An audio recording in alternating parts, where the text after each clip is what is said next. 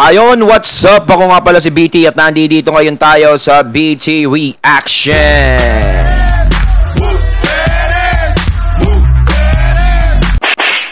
And welcome to my channel, Tunay na Kritiko.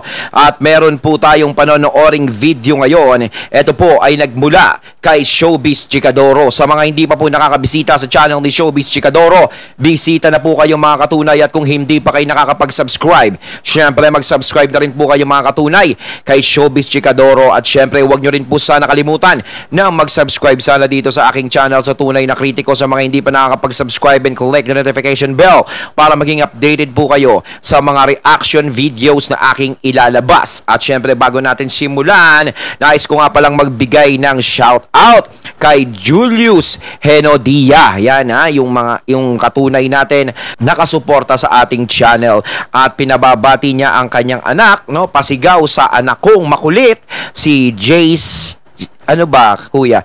Jace Hana Insahala Genodia. Ayan shout out sa iyo, Jace Hana Insahala Genodia. Yan parang sila sa mga kapatid nating Muslim. Correct me if I'm wrong, Sir Julius. Shout out po sa inyo, lalong-lalo na sa mga kapatid nating Muslim dito na nakikinig at sumusubaybay sa ating channel. Shout out sa inyo lahat sa mga taga Mindanao, Luzon at Visayas. So, wag na natin pagtagalin at sabay-sabay na nating panoorin ang laman ng video na hatid sa atin ni Showbiz Chikadoro at bibigyan natin ng reaksyon. Pasok! Hindi yan para sa bulsa namin. Iyan ang inihayag ni Senator Risa Hontiveros sa isang panayam ni OG Diaz sa latest vlog nito nang mapag-usapan nila ang patungkol sa korupsyon.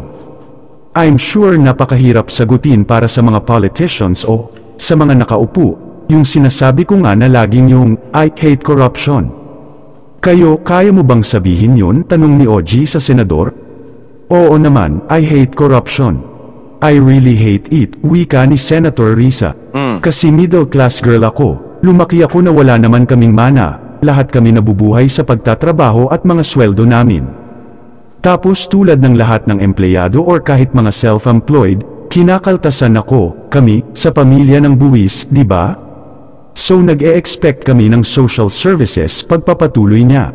Well, hindi ko gawain, at alam ko yan ang isang pinaka hindi namin dapat gawain, namin mga nagtatrabaho sa gobyerno, kasi ang pera ay galing sa buwis ng mamamayan, kasama tayo dun, paglalahad pa ng senador.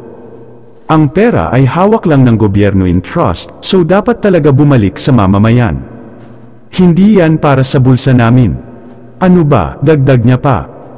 Subalit ilan sa mga netizens ang napa-comment sa naturang panayam ng Hello PhilHealth. Ayun hindi raw yan para sa kanyang bulsa o namin.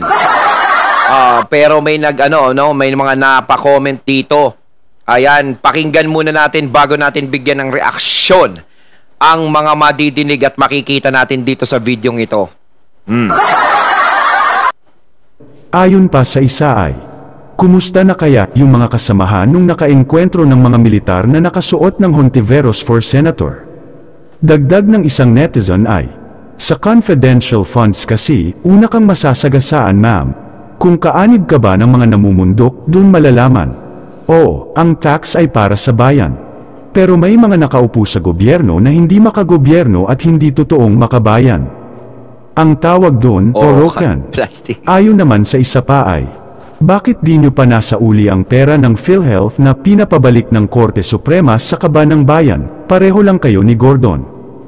Samantala, isang online voting naman ang naganap sa straw polls kung sino ba ang maaring maging pangulo sa 2028. Ang laban ay sa pagitan ni Vice President. Bago natin pagpatuloy ito, nais nating bigyan ng reaksyon yung tungkol doon, no? Yung sinasabi nga ni Senator, no, na bakit siya magagaganyan sa gobyerno ganito, hindi niya raw gawain yun. Pero sana Senator Risa, sana nasagot mo na lang yung tungkol dun sa PhilHealth. Kasi ayan talaga yung sumapok na issue tungkol sa'yo.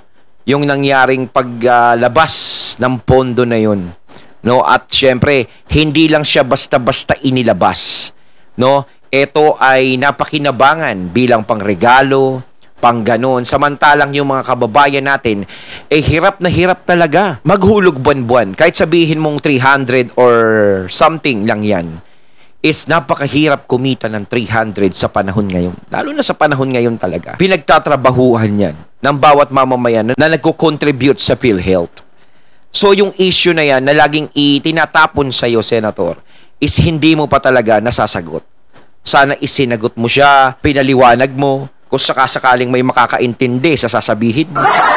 Ganun yun eh. Kaso parang iniiwasan. Kasi hanggat bumibira ka sa iba, lalong-lalo na hindi mo kaalyado, kalaban nyo, is malabong may mga tao kasi na maniwala sa'yo ng ganun-ganun na lang.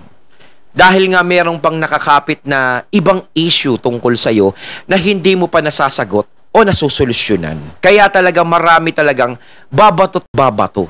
Kahit gaano ang kaganda ang ilabas mo o maganda man ang intention mo sa mga tao na gagawin mo ngayon, is hindi nila basta-basta ma-appreciate.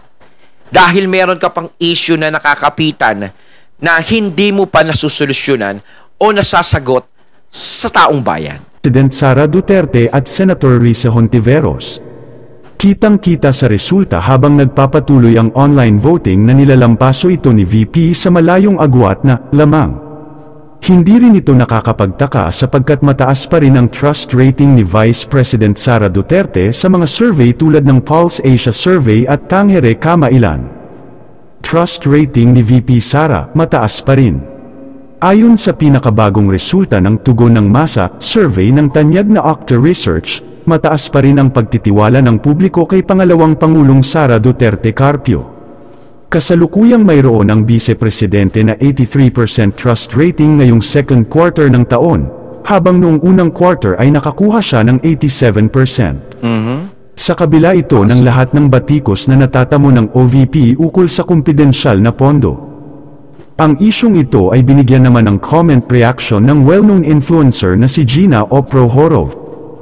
Panuuri ng full video para sa iba pang detalye na magsisimula naman pagkatapos ng maiksing intro. Ayan, Showbiz Chika Doro.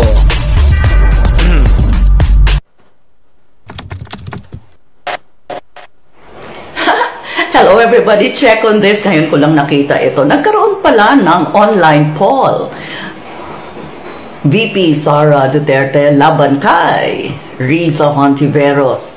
At within 24 hours, ang nakuha ni VP Sara ay 88% while si Risa Hontiveros ay 11% lamang.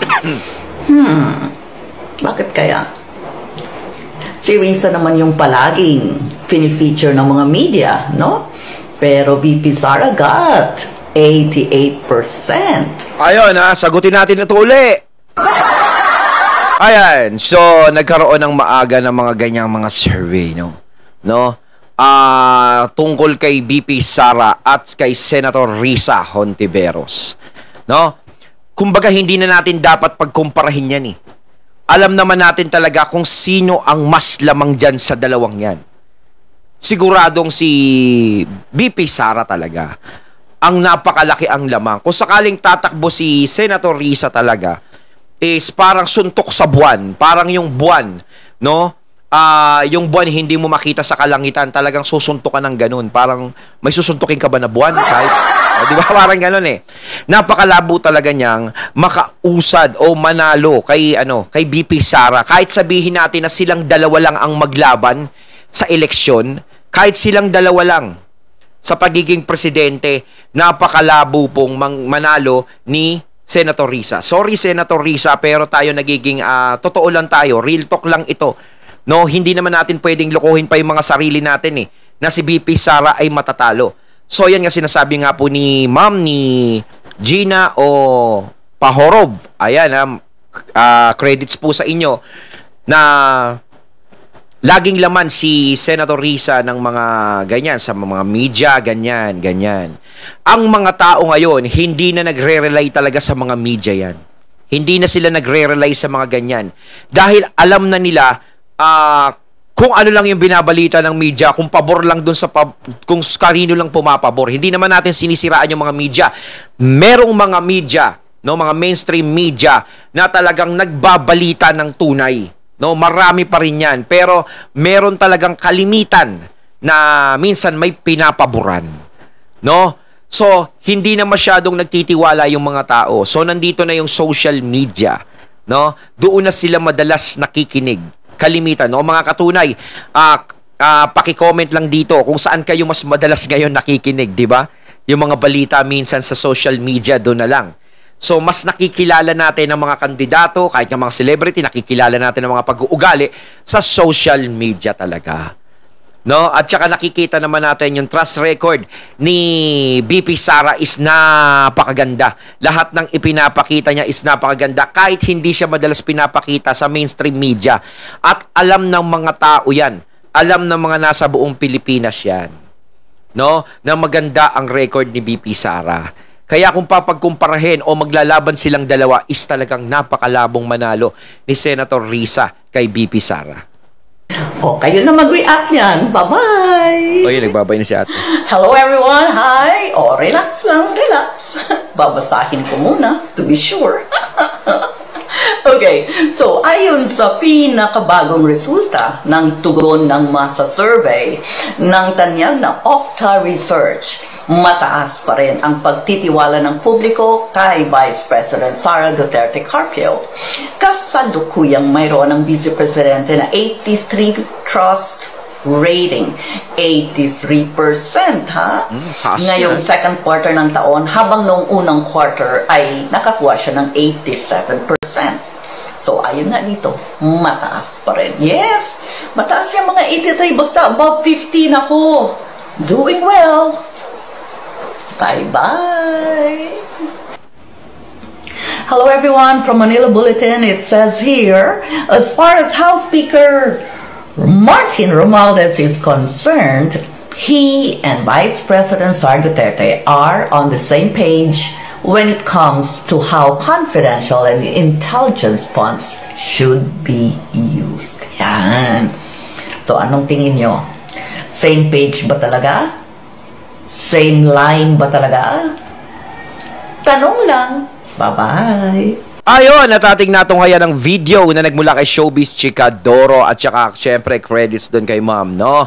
Kayo mga katunay, ano ang masasabi nyo tungkol dito? Sa tingin nyo ba, tatakbo talaga si BP Sara bilang presidente sa eleksyon sa 2028? At sino kaya ang posibilidad na maging vice president niya? At sino-sino kaya ang pwede niyang makalaban, no, sa pagiging presidente? Ito nga umuugong si Risa Hontiveros na isa sa makakalaban niya. At sino pa kaya?